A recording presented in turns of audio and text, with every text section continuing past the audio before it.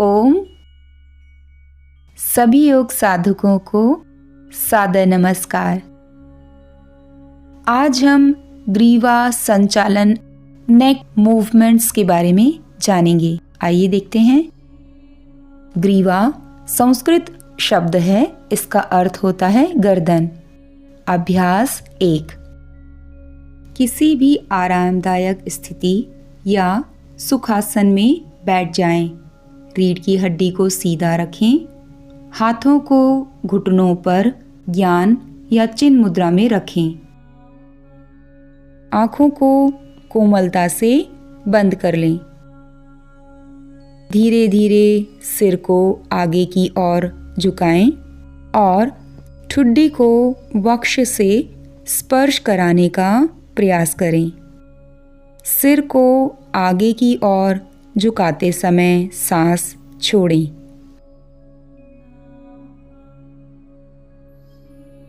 फिर सिर को उठाएं और पीछे की ओर जितना संभव हो झुकाएं।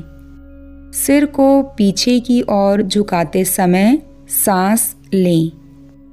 महत्वपूर्ण नोट: सर्वाइकल स्पॉन्डिलाइटिस के रोगियों को गर्दन को आगे झुकाने वाली क्रिया से बचना चाहिए। अगर उन्हें आरामदायक लगे तो वे केवल गर्दन को पीछे झुकाने वाला ही अभ्यास कर सकते हैं।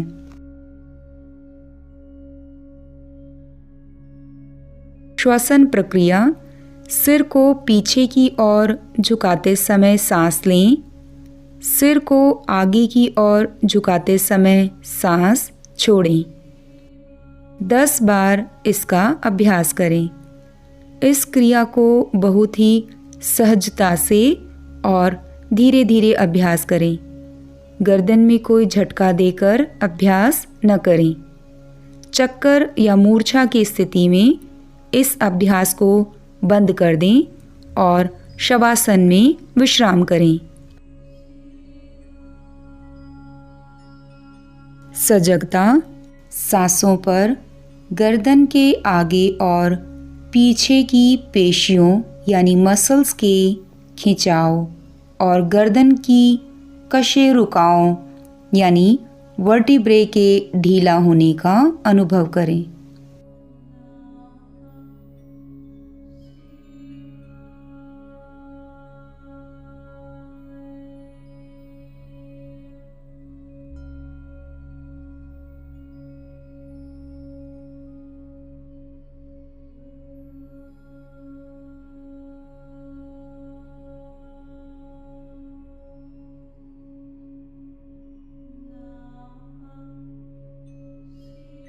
अभ्यास 2।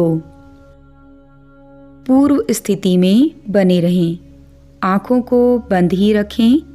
चेहरा सीधा सामने की ओर रखें। कंधों को शिथिल रखें। धीरे धीरे सिर को दाहिनी ओर झुकाएं। सिर को झुकाते समय श्वास छोड़ें। सिर को बिना मोड़े और कंधों को बिना ऊपर उठाए दाहिने कान को दाहिने कंधे से स्पर्श कराने का प्रयास करें। अब सिर को सीधा उठाएं। सिर को उठाते समय सांस लें। फिर सांस छोड़ते हुए सिर को बाईं ओर झुकाएं। बाएं कान को बाएं कंधे से स्पर्श कराने का प्रयास करें। कानों का कंधों से स्पर्श कराना आवश्यक नहीं है, केवल हमें प्रयास करना है। यह एक चक्र है। इस तरह 10 बार इसका अभ्यास करें।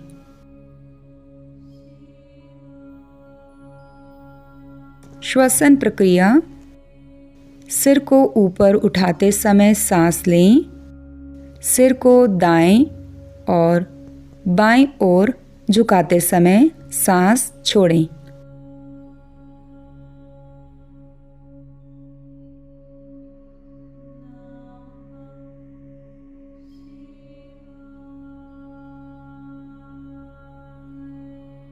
सजगता सांसों पर और गर्दन की दोनों ओर की पेशियों के खिंचाव से उत्पन्न संवेदना पर सजगता बनाए रखें।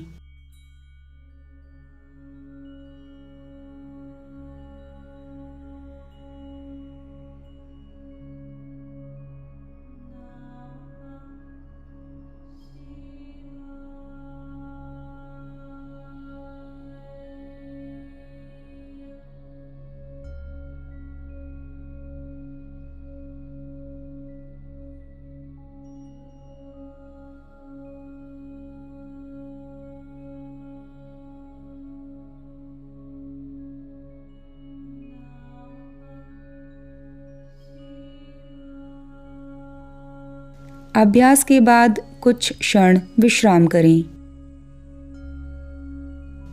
अभ्यास 3।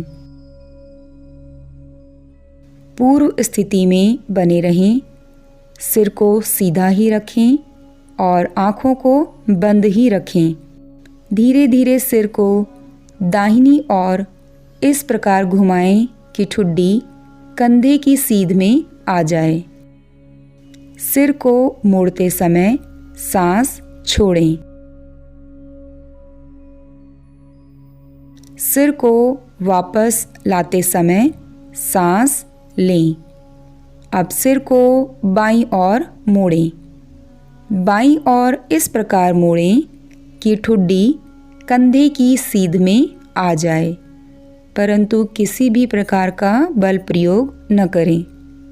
सहजता से धीरे धीरे अभ्यास करें। दोनों ओर 10-10 बार अभ्यास करें। श्वसन प्रक्रिया। सिर को सामने की ओर लाते समय सांस लें। सिर को दाएं और बाएं ओर मोड़ते समय सांस छोड़ें।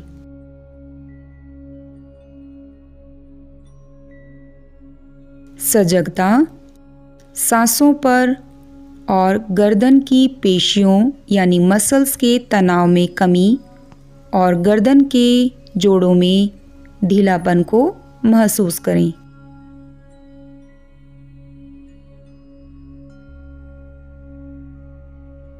विशेष गर्दन के इन सभी अभ्यासों को झटके और बलपूर्वक न करें। इन अभ्यासों को धीरे धीरे सहजता से करें।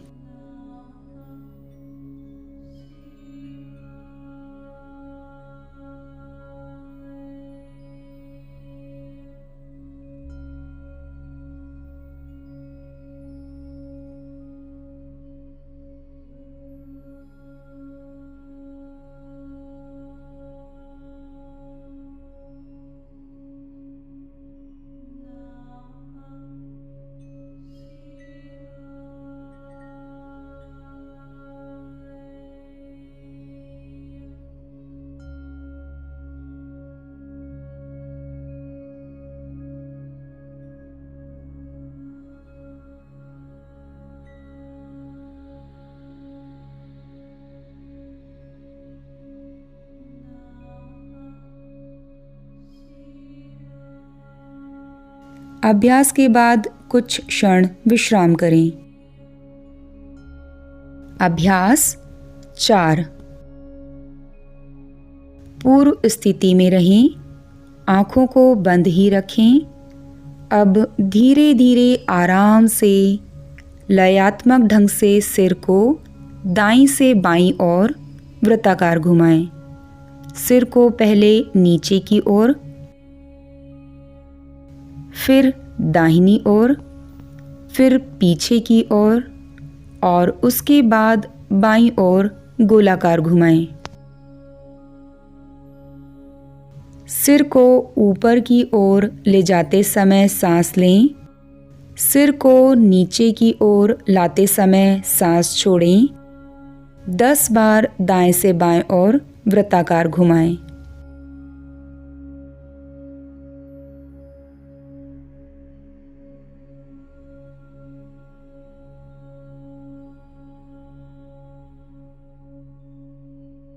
सहजता से अभ्यास करें। किसी भी प्रकार का बल या जोर न लगाएं। आंखें बंद करके अभ्यास करने से आपको बहुत ही आराम का अनुभव होगा। यदि अभ्यास के दौरान चक्कर आएं तो आंखें खोल लें और उस दिन अभ्यास न करें और शवासन में विश्राम करें।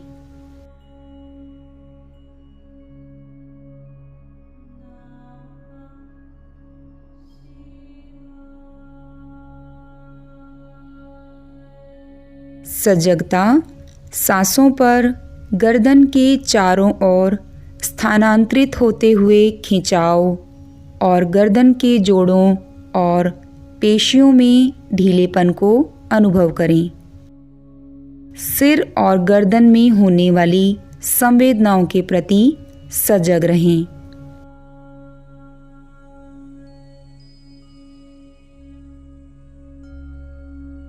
फिर 10 बार बाएं से दाएं और वृत्ताकार घुमाएं। लयात्मक ढंग से सिर को बाएं से दाईं ओर वृत्ताकार घुमाएं। सिर को पहले नीचे की ओर, फिर बाएं ओर, फिर पीछे की ओर और उसके बाद दाईं ओर गोलाकार घुमाएं।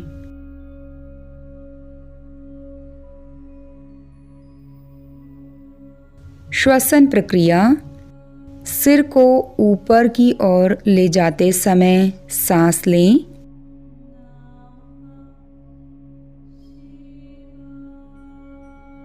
सिर को नीचे की ओर लाते समय सांस छोड़ें।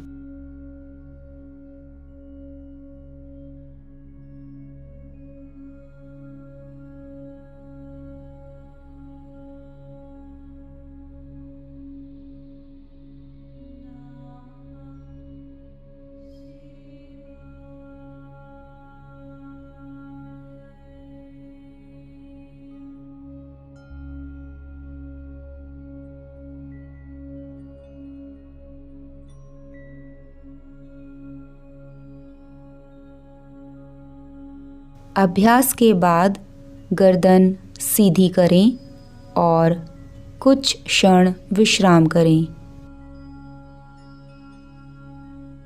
गर्दन खोपड़ी के आधार यानी बेस ऑफ स्कल से शुरू होती है और वक्षीय रीढ़ यानी थोरैसिक स्पाइन तक फैली होती है। गर्दन सिर को धड़ से जोड़ती है। यह रीढ़ की हड्डी का सबसे लचीला हिस्सा होता है। इसे स्पाइनल कॉलम भी कहते हैं। गर्दन कई हड्डियों, मांसपेशियों, तंत्रिकाओं, रक्तवाहिकाओं, लसिका और अन्य संयुक्त ऊतकों की एक जटिल संरचना है। गर्दन से बहुत सी महत्वपूर्ण संरचनाएं गुजरती हैं, जैसे ग्रास नली, ईसोफेगस, श्वास नली, ट्रैकिया, गले की नसें और ग्रसनी, फेरेंक्स और स्वर यंत्र, लैरिंक्स इत्यादि शामिल हैं। गर्दन में थायराइड ग्रंथि और पैराथायराइड ग्रंथि भी स्थित है। गर्दन C1 से C7 तक 7 ग्रीवा कशेरुकाओं यानी सर्वाइकल, वर्टिब्रे और हाइपॉइड हड्डी यानी हॉइड बोन, उरोस्थिति के मैन्युब्रियम यानी मैन्युब्रियम ऑफ स्टर्नम और हंसली यानी क्लैविकल से बनी होती है। गर्दन का मुख्य कार्य सिर यानी खोपड़ी को सहारा देना, सिर का वजन वहन करना और उसे गतिशीलता प्रदान करना है।